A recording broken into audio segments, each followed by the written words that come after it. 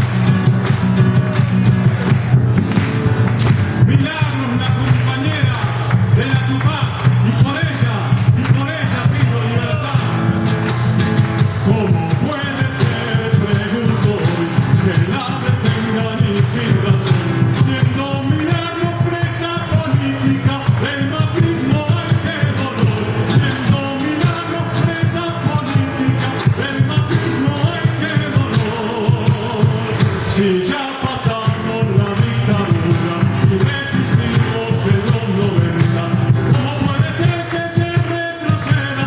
No lo comprendo, explícame vos. Por eso cantamos, por eso bailamos, así de este modo vamos reclamando, vamos exigiendo, vamos declarando, para milagro la libertad, para milagro la libertad. Yo pido y a todos